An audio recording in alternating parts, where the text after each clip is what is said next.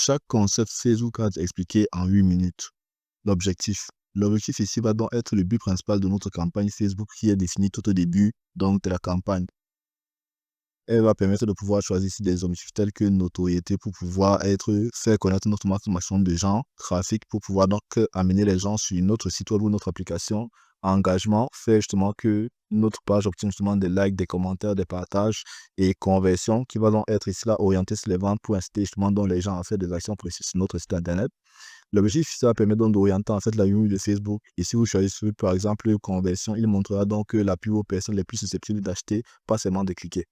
Donc, après ça, nous avons la campagne. La campagne, justement, donc, ici, qui est le conteneur de haut niveau qui définit votre objectif principal. Donc, ici, là, elle permet donc à organiser votre stratégie et une campagne, justement, va toujours avoir un but unique. Par exemple, campagne de lancement d'un produit X à l'été. Ensuite, nous avons justement l'adset qui est donc l'ensemble de publicités. C'est le cœur, justement, de la stratégie digitale de ciblage qui permet donc de pouvoir définir le ciblage dans de votre publicité, les placements et aussi donc le budget donc de votre publicité.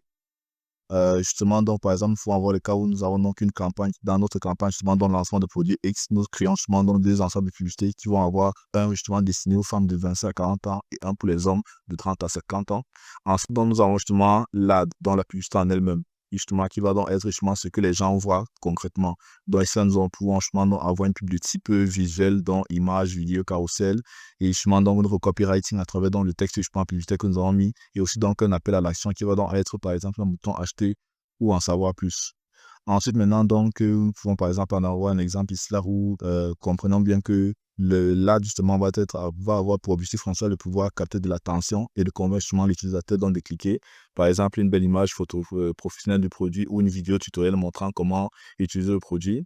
Ensuite, nous avons le budget. Le budget, justement, qui va donc être la manière dont on répartit justement l'argent donc sur les publicités. Donc, il faut franchement avoir deux méthodes. La méthode simplifiée qui va être Adset Budget Optimization, où vous allez justement mettre le budget vous-même et le définir clairement. Et ensuite, donc, le CPO ici, dont nous allons parler plus tard, qui va donc être le Campaign Budget Optimization, qui permet donc à l'IA justement de contrôler le budget par elle-même.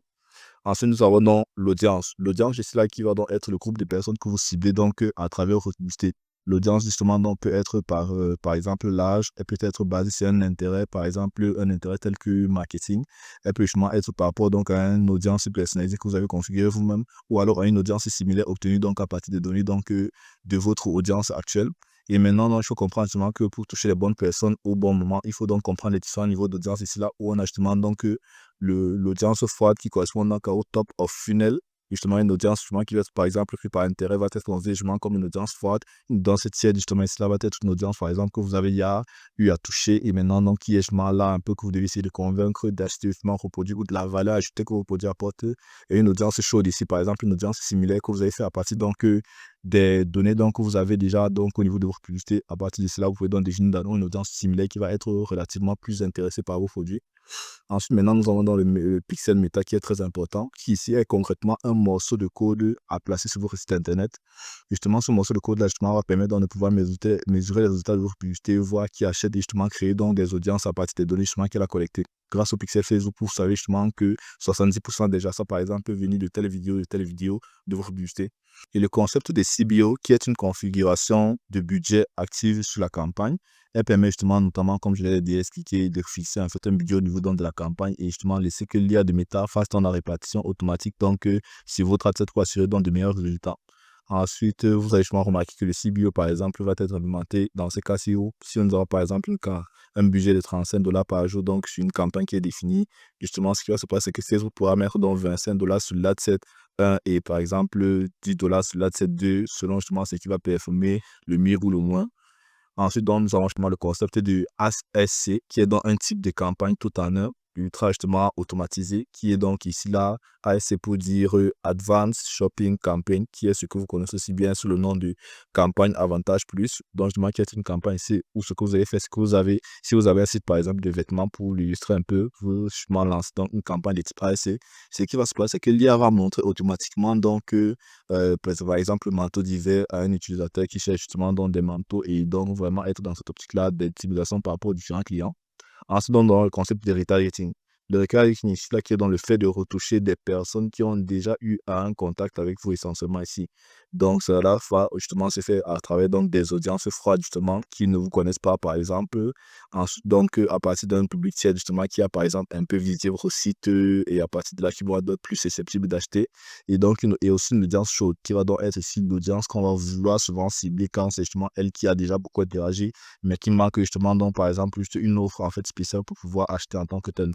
Donc, et il va justement donc falloir toujours trouver vraiment un message à adapter justement pour chacun dans de ces niveaux de clients. Et c'est pour ça justement que c'est vraiment important de pouvoir adopter des structures efficaces.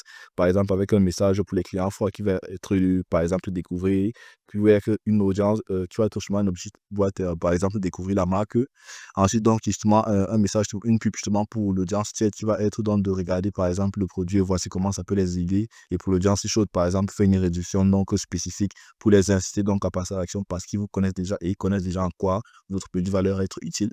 Ensuite, donc, nous avons justement la phase d'empatissage où l'algorithme de Facebook apprend à trouver les bons clients. Donc, c'est justement une phase en fait au niveau de vos campagnes où justement Facebook, pendant justement cette phase en fait, va justement prendre des performances, bon, avoir des performances assez instables et des coûts assez élevés. Mais justement, à ce moment, il ne faut justement pas toucher la publicité à ce moment-là, car elle est justement en train d'atteindre un pouvoir donc vous fournir des résultats bien plus efficaces. Ensuite, nous avons justement les KPI ici qui sont dans les indicateurs pour mesurer justement donc la performance sur la pub Facebook. Le premier indicateur ici, là, justement, va être dans le CPM qui est dans le coût pour 1000. Donc, combien vous dépensez pour avoir justement dans 1000 personnes qui va être boosté. Le coût par clic, donc combien vous dépensez en moyenne pour qu'un client clique sur votre lien. Le taux de clic, dans le pourcentage de personnes qui vous voient votre publicité cliquent dessus. Et ensuite, donc, le return on ad spend, donc, qui va justement être dans le chiffre d'affaires généré par 1 € dépensé sur la pub. Et enfin, donc, le CPA, qui va donc justement être le coût par acquisition. Donc, combien vous dépensez, par exemple, pour avoir une acquisition qui va correspondre à un achat ou à une inscription. Dans le roi 1, par exemple, si vous faites un ROASR de 3, vous savez, je m'en dis que pour chaque 1 $ que vous dépensez de la publicité, vous avez 3 $ qui va essentiellement entrer en fait à travers les ventes.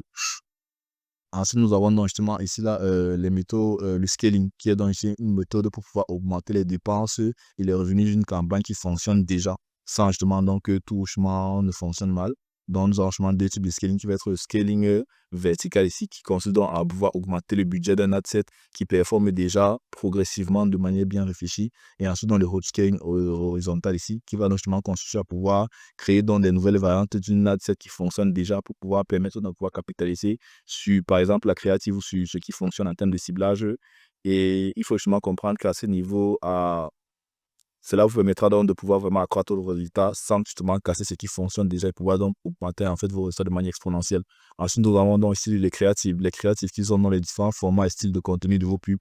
Par exemple, qui vont donc avoir des contenus UGC, donc User Generated Content, donc des clients qui parlent d'autres produits par eux-mêmes. Ensuite, donc du contenu qui va être orienté storytelling, des contenus par exemple sous forme de réels, sous forme d'images ou sous forme de vidéos ou même sous forme de carousel ici là qui sont donc les formats qu'on peut utiliser au niveau de la pub Facebook. Et j'aimerais justement donc que vous preniez vraiment la peine en fait de comprendre justement qu'à ce niveau, on peut avoir différents vraiment types de créatifs qui vont justement donner plus différents types de résultats, mais essentiellement, c'est beaucoup plus les UGC qui vont donner énormément de résultats quand vous avez justement fait les publicités sur Facebook. Ensuite, nous avons justement le concept de A/B testing qui va donc être ici là tester une variable justement à la fois pour savoir justement ce qui fonctionne le mieux. Donc justement, ça va vous permettre notamment de pouvoir prendre des décisions basées sur les données à partir justement de vos intuitions. Donc par exemple, si vous avez une ad set qui fonctionne déjà et vous aimeriez justement donc le dupliquer pour voir ce qui fait que justement quand vous variez justement les résultats, ce que ça donne mieux. Donc vous pouvez justement faire une variante A avec la même image et une variante B par exemple avec une nouvelle image et voir si c'est le ciblage par exemple qui donne ou pas. Et maintenant, cela vous permettra donc de pouvoir comparer les résultats par semaine. Après, justement, chaque semaine, de pouvoir voir quelle image, justement, donc le CPA le plus bas. Donc, récemment, c'était toute cette vidéo. J'espère que vous avez vraiment apprécié et tout. Ça m'a vraiment pris énormément de temps pour pouvoir compiler tous ces objectifs-là, pouvoir compiler tous ces concepts et vous mettre ça dans cette vidéo aussi coûteux. Donc, vraiment, merci d'avoir assisté à la vidéo et je vous retrouve à la prochaine.